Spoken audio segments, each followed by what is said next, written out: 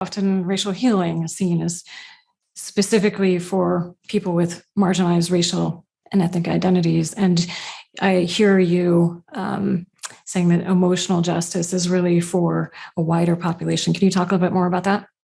Yes. So emotional justice is saying that we all have emotional work to do in order for there to be a healing that is actually about a full humanity.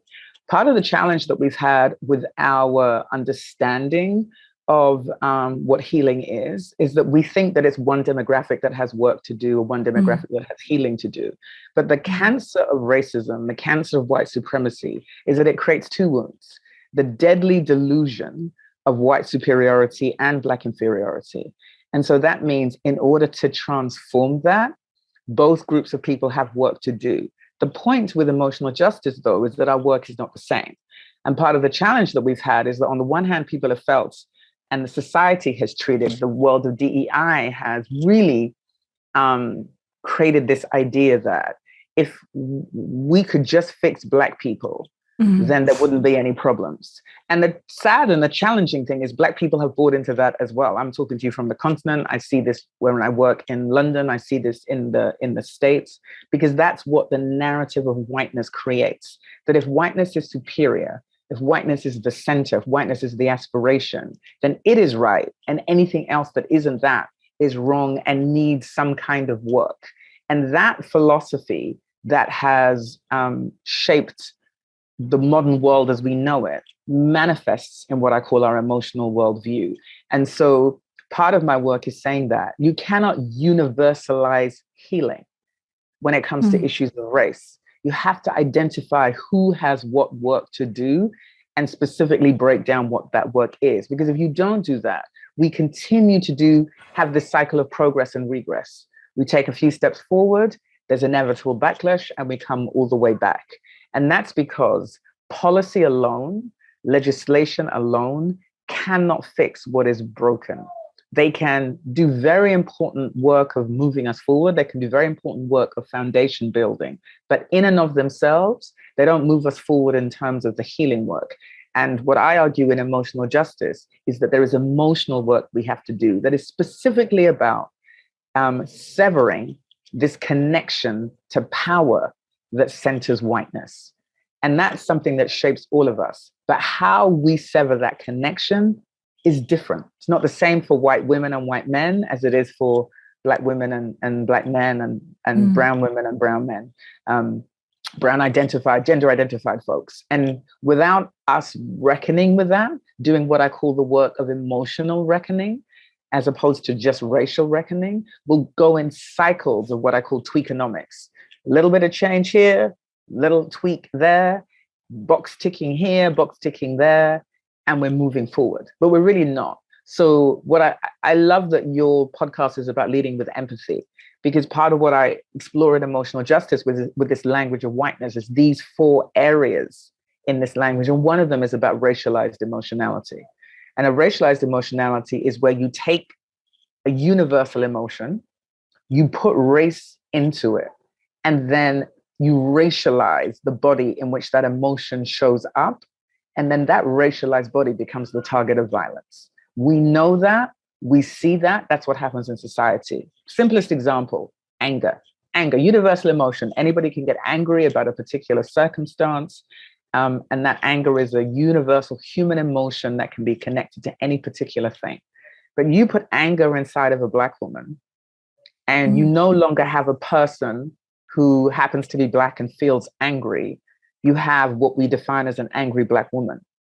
That is not about a feeling that is universal within a human body.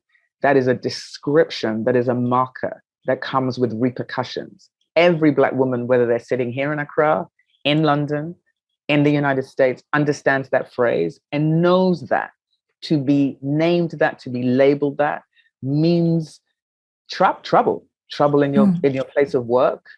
And you want to avoid that kind of tag, that kind of label at all costs.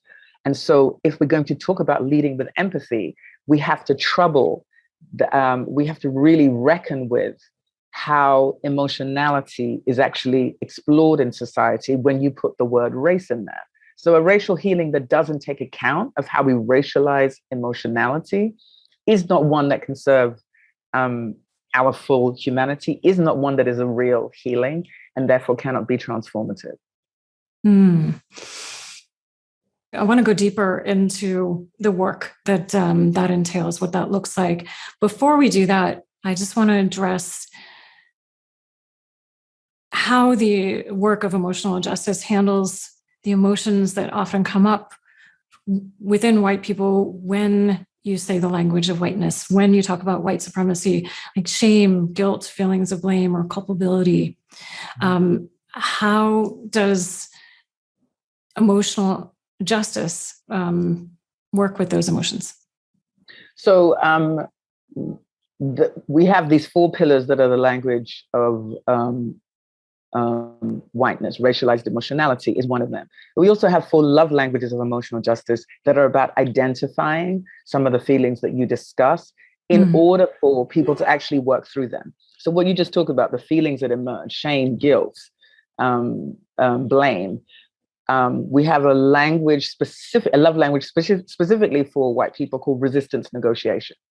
And resistance negotiation is about you have to negotiate with your resistance to the feelings that emerge when this language comes up. The idea of white supremacy, the idea of whiteness comes up, because the instinct is to defend, to explain, to excuse, to identify yourself as not being culpable, and you're not these kinds of people, you're these kinds of people.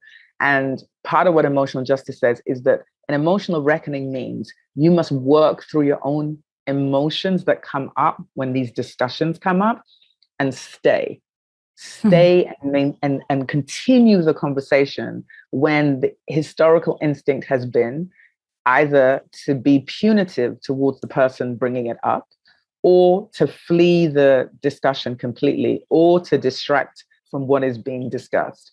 But the truth is, there cannot be easy conversations around racial healing, given how troubled our history is. It is a physical impossibility. And yet there is this expectation that we somehow find a more kind of joyful, loving way to have what are very challenging conversations. So what emotional justice says is that it is a love language, but it is not love in the sense of a universality. It is a love that is about specificity. And it is a love that recognizes that if you're going to talk about racial healing, you have to talk about whiteness and you have to talk about blackness. In order to talk about whiteness, you have to talk about decentering whiteness. You have to name what is wrong in order that you can identify what can be put right. Now, I'm very clear that when we say the language of whiteness, I don't necessarily mean white people.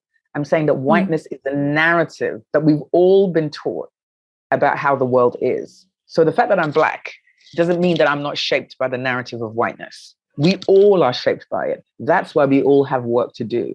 So when we say resistance negotiation, I'm saying you have to, as a white person walking through these emotions, negotiate with your own resistance to, again, deny, distract, disregard, or denigrate, and work through those emotions and then stay and ask yourself the next question, which is, how do I speak the language of whiteness? How does it manifest in my world, in my way of moving through, whether it is my leadership, my management?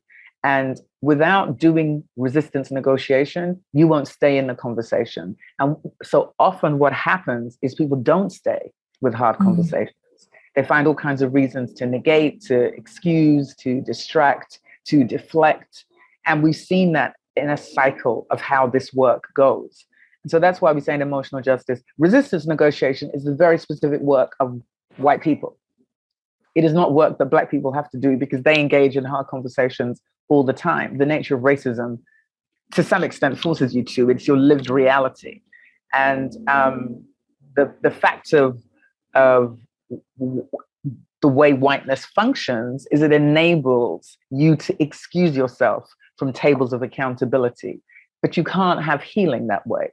If people keep leaving, then how do you heal? So what does it take to stay at tables of accountability where you feel maligned, or you feel indicted, or you feel accused?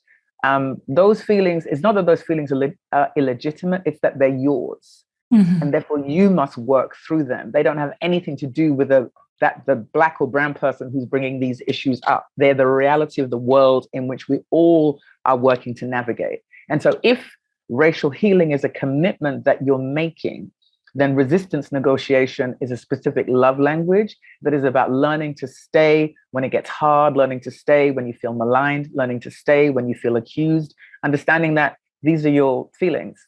You absolutely have a right to feel them, but if healing is your commitment, you must stay. So that's one example. Another example I want to share is what I call intimate reckoning. Intimate reckoning is a particularly gendered unlearning for white women, but for white people, but particularly for white women. And there are 4 love languages that replace the 4 pillars of the language of whiteness. One of those pillars is what we call emotional patriarchy. And emotional patriarchy is a society that privileges, prioritizes, and centers the feelings of white men, no matter the cost and consequence to all women and Black and brown people. We are living in that world right now. We are living with a politics that is the consequence of centering the malign feelings of white men. This is incredibly dangerous because the nature of power means that white men are able to harness and weaponize their feelings and target people as a result of them. And so one of the things emotional justice argues is that specific work is that of white men and white women. And for white women, we call it intimate reckoning. And it's intimate reckoning as opposed to simply racial reckoning, because it is about intimacy. And in emotional justice, we don't talk about intimacy as personal feelings and personal relationship. We look at intimacy in 2 ways, that there's public intimacy and there's private intimacy. Public intimacy is about both professional and political intimacy. Political intimacy via governance and the vote, professional intimacy via your worlds of work, of course, personal relationships, extended family. And we treat intimacy as an institution. It is the place where people find a certain kind of affirmation in how they work, how they are. And it is where the language of whiteness flourishes particularly. And so part of what emotional justice argues, that intimate reckoning is about the work that white women in particular need to do to stop affirming or supporting the kind of emotional patriarchy that is an absolute threat to all of us. Nobody wins when emotional patriarchy flourishes, except the rich white men who are able to harness power in order to have society bend to their particular feelings.